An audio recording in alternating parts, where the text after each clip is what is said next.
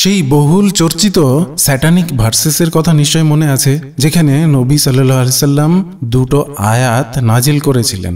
পরবর্তীতে তিনি দাবি করেন সেটি আল্লাহর পক্ষ থেকে নয়, বরং শয়তানের পক্ষ থেকে এসেছিল। তার মানে যে নবীর আল্লাহর সাথে এত দরম মরম, তাকেও শয়তান প্ররোচিত করেছিল এবং আল্লাহ মুহাম্মদকে সেই শয়তানের প্ররোচনা থেকে রক্ষা করতে ব্যর্থ হয়েছে, কিংবা আল্লাহর মেসেজ আরো পরে এসেছে। অলরেডি সেই আয়াত দুটো বলে ফেলার পরে আল্লাহ তাকে সতর্ক করেছেন যে এটি শয়তানের পক্ষ থেকে এসেছে।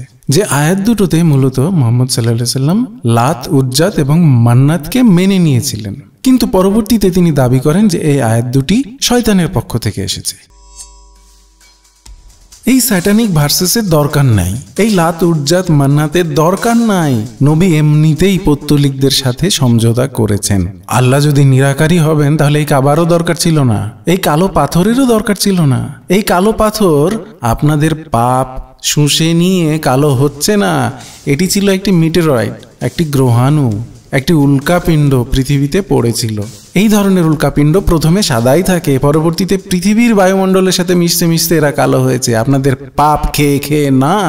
নবী পৌত্তলিকদের সাথে সমঝোতা না করলে এই শয়তানের প্রতিকৃতির দরকার ছিল না। কিন্তু আপনারা প্রতি বছর মহাসমারোহে এই কাবাকে ঘিরে প্রদক্ষিণ করেন, চুমু খান, এই শয়তানকে পাথর ছুঁড়েন, কারণ প্রতিটি মুসলমানই আদতে পৌত্তলিক। কি খটকা লাগে না?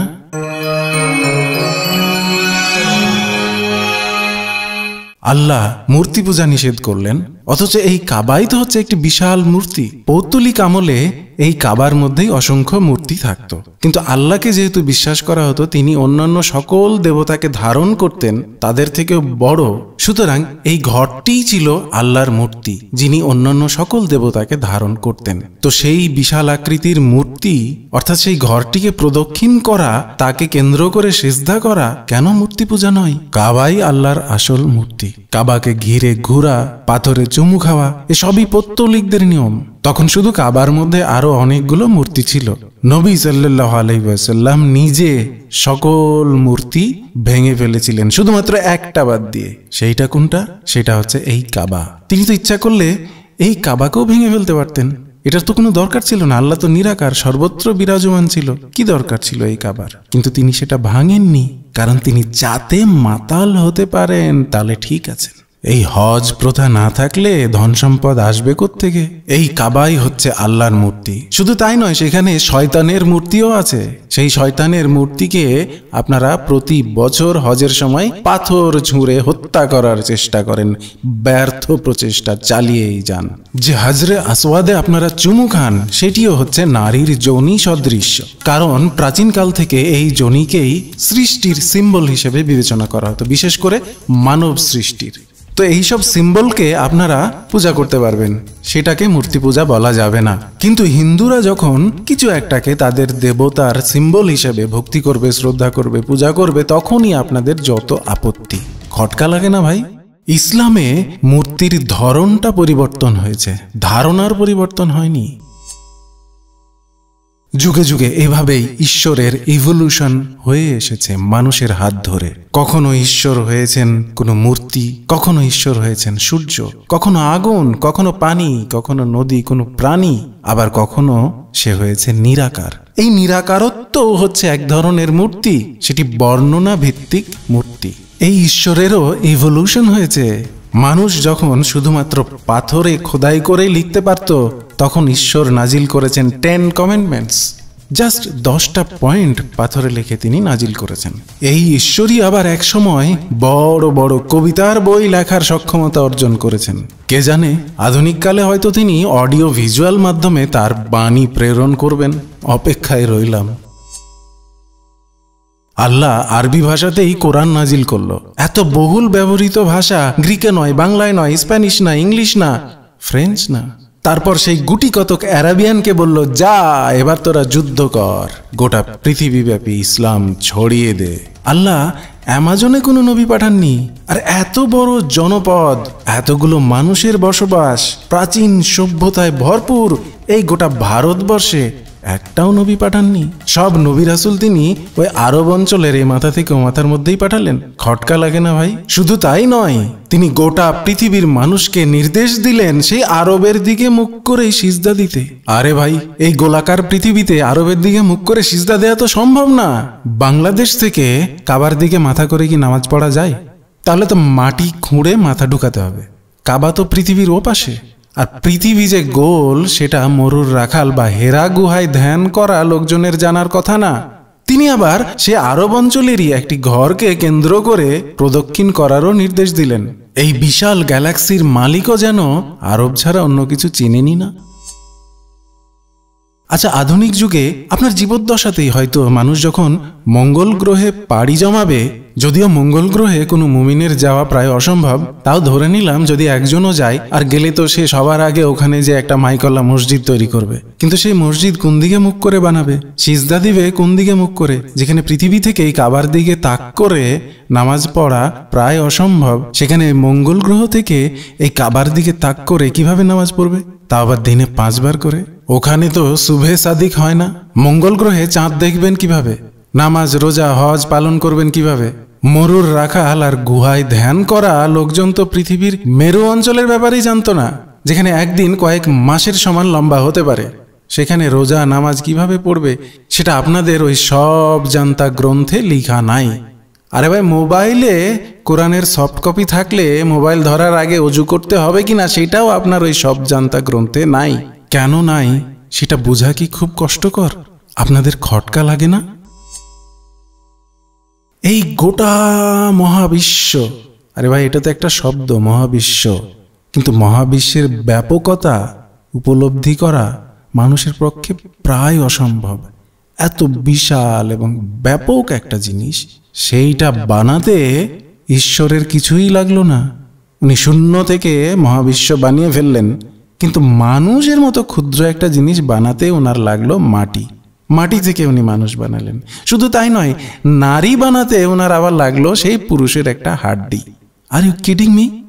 আর you kidding me? Imam Mahdi এই আধুনিক পৃথিবীতে আসবে ঘোড়ায় চড়ে, আর তরোয়াল হাতে করে গোটা পৃথিবী জয় করে ফেলবে। ভাই, আমার লগে মজা নেন? হ্যাঁ? আরে ভাই, স্বয়ং আল্লাহর বন্ধু নবী করিম হযরত মুহাম্মদ সাল্লাল্লাহু আলাইহি ওয়াসাল্লাম যে ভূমিতে জন্মগ্রহণ করেছিলেন, যেখানে বেড়ে উঠেছিলেন, সেখানে হচ্ছে মরুভূমি। আর আপনি দোয়া করেন আল্লাহর কাছে বৃষ্টির জন্য। আপনারা কি এই নবীর চেয়েও বড় মুসলমান হয়ে গেছেন? আমাদের প্রাণ প্রিয় নবীজি চন্দ্রকে, এই আমাদের চাঁদকে 2 খণ্ড করে ফেলেছিলেন। আর আমাদের আল্লাহ পাক মক্কা বিজয়ের দিন সূর্যকেই থামিয়ে দিয়েছিলেন।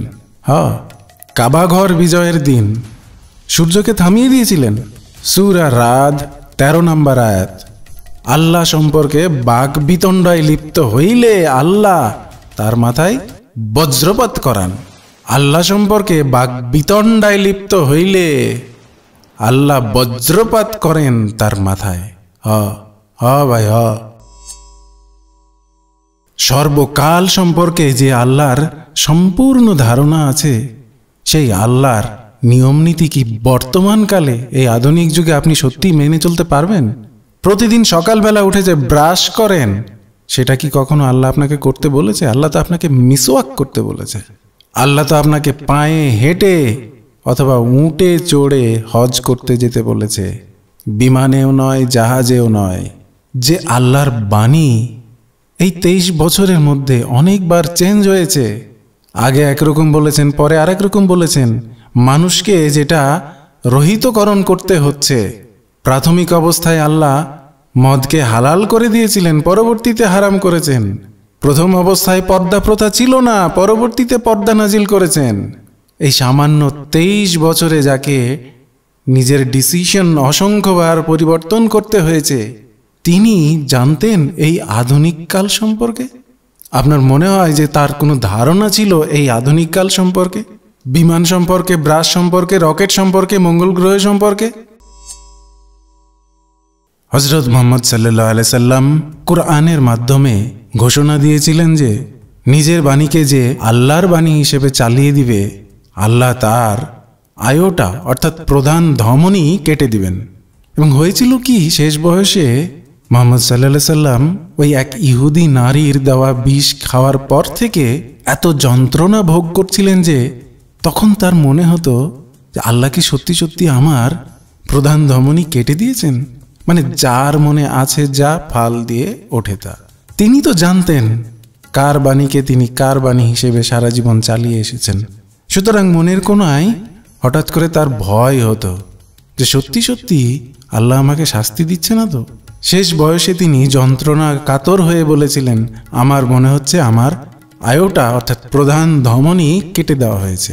তিনি শুধু গোটা পৃথিবীব্যাপী অশান্তি সৃষ্টি করেই যাননি, তিনি নিজেও অনেক অশান্তিতে ছিলেন। তাই তিনি সকল মানুষের কাছে দোয়া চেয়ে গেছেন। তিনি নিয়ম করে গেছেন যে তাঁর নাম বলার পরে সাল্লাল্লাহু আলাইহি ওয়াসাল্লাম অর্থাৎ তার উপর শান্তি বর্ষিত হোক সেটা বলতে হবে, কারণ তিনি সত্যিই খুব অশান্তিতে ছিলেন।